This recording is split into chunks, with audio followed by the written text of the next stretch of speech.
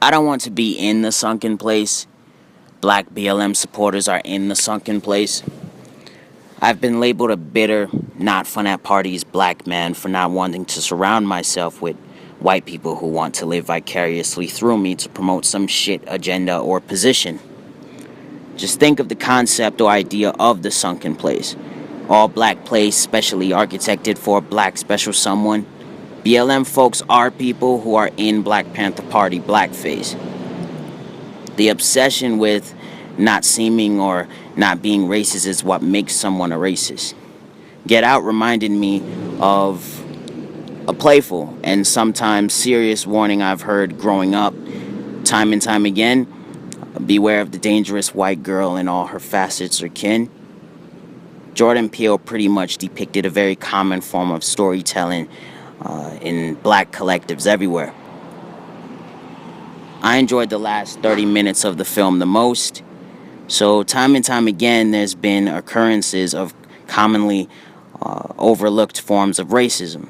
People are hot glued to the notion that racism can only exist with hatred, but fact is, it can exist with love as much as it can exist with hate. Some may say that someone having an obsession with someone's blackness isn't a manifest of love at all. But I disagree simply because madly in love is something that does exist. People sometimes go mad for things they love. Get Out's Armitage family is the very example of certain record label execs, franchise owners, and so on. Raised by self-hating people to hate their skin color and so on. Mental slavery is often worse than physical slavery. Yes, slavery is slavery, but when slavery manifests in a pseudo-utopian world, I think of that as just as, if not more terrifying than it happening in a chaotic world where physical slavery is the overall norm. At one point while watching, I thought to myself, of course the black Obama supporter gets caught up in this bullshit. Though Get Out highlights racism against blacks, clearly it is more so a depiction of white guilt, white self-hatred, or, in other words, the white liberal experience or perspective. 90 out of 100 is my rating for this film.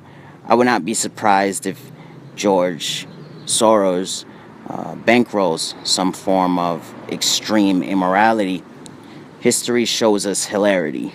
When white people hate their own skin and biological makeup, they end up mentally enslaving black people. And when non-whites hate their own skin and biological makeup, they end up assisting in physically enslaving non-white folks.